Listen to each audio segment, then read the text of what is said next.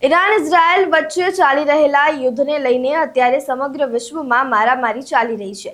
ભારતમાં તેની અસર હવે દેખાઈ રહી છે। એલપીજી ગેસની અછતને લઈને અત્યારે ચર્ચાઓ ચાલી રહી છે। તે વચ્ચે કોંગ્રેસ દ્વારા એલપીજી ગેસની અછતને લઈને ઉગ્ર વિરોધ કરવામાં આવી રહ્યો છે। આ વિરોધ દરમિયાન અમૃતજી ઠાકોરને પોલીસનો ધક્કો વાગે છે અને તે નીચે પડી જાય છે। બાદમાં તેઓ પોલીસ પર રોષ ઠાલવતા જોવા મળે છે। નમસ્કાર, આપ જોઈ રહ્યા છો ચક્રવાત ન્યૂઝ। હું છું આપની સાથે નિધિ।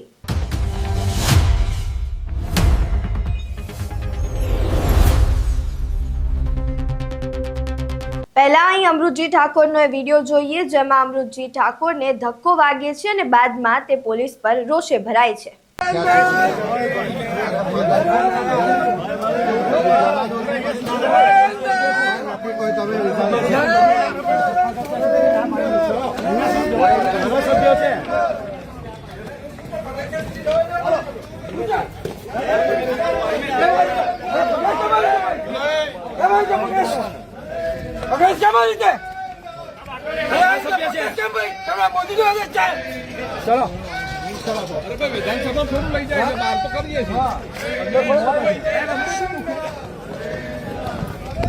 તમે અમૃતજી ઠાકોરનો વિડીયો જોયો। આ સિવાય એ વિડીયો જોઈએ કે જેમાં કોંગ્રેસ ગેસના બાટલા લઈને વિધાનસભામાં વિરોધ કરતી જોવા મળે છે અને વિધાનસભાના વિપક્ષ નેતા અમિત ચાવડા આ વિશે શું કહી રહ્યા છે તે પણ જોઈએ।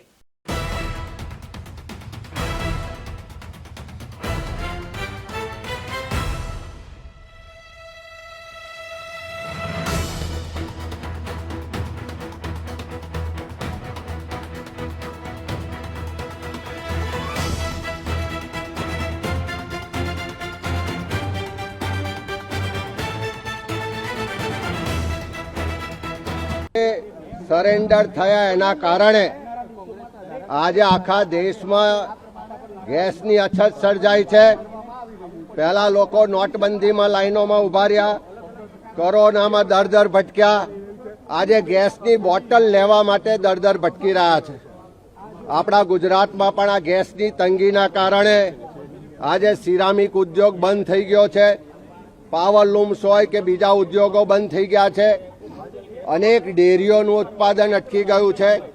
એવા સંજોગોમાં આ દેશના પ્રધાનમંત્રી આ ભાજપની ડબલ એન્જિન સરકારને લોકોને મોંઘવારીમાંથી રાહત તો ના આપી, પણ આજે મોંઘા ભાવે ગેસનો સિલિન્ડર લેવા માટે પણ દર ભટકવું પડે છે। બીજા રાજ્યોમાં 500 રૂપિયાનો ગેસનો બોટલ આપવાની જાહેરાતો થાય અને આ ડબલ એન્જિનની સરકાર ગુજરાતની ગૃહિણીઓને મોંઘો ગેસનો બોટલ લેવા મજબૂર બનાવે અને હવે એ ગેસનો બોટલ લેવા માટે પણ દર ભટકવું પડે, લાઈનમાં ઊભા રહેવું પડે। ત્યારે ગુજરાતની ગૃહિણીઓનો, ગુજરાતના સામાન્ય લોકોનો એક જ અવાજ છે કે આ નરેન્દ્ર સરેન્ડરની નીતિ બંધ કરો।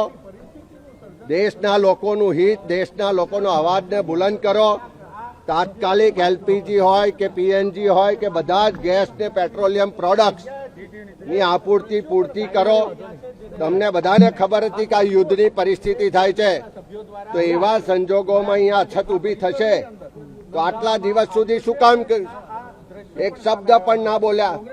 આજે દેશના લોકો લાઈનોમાં ઊભા છે અને પ્રધાનમંત્રી ચૂંટણીઓમાં ભાષણો કરે છે, ત્યારે આજે ગુજરાતની ગૃહિણીઓ, ગુજરાતના લોકો જે ગેસની કિલ્લતને કારણે દર ભટકી રહ્યા છે અને આવનારા સમયમાં ગેસ માટે, પેટ્રોલિયમ પ્રોડક્ટ્સ માટે જે અંધાધૂંધી ફેલાવાની શક્યતાઓ છે, જે ગૃહયુદ્ધ થાય એવી શક્યતાઓ છે, એની સામે સરકારને જાગૃત કરવા માટે અમે આ વિરોધ પ્રદર્શન કરી રહ્યા છીએ। અહીં તમે તમામ દ્રશ્યો જોયા। હવે કોંગ્રેસના વિરોધ મામલે તમારું શું માનવું છે અમને કમેન્ટ બોક્સમાં જરૂરથી જણાવજો। જો વિડીયો પસંદ આવ્યો હોય તો લાઈક કરો, શેર કરો, કમેન્ટ કરો અને સબસ્ક્રાઇબ કરવાનું ભૂલતા નહીં। નમસ્કાર।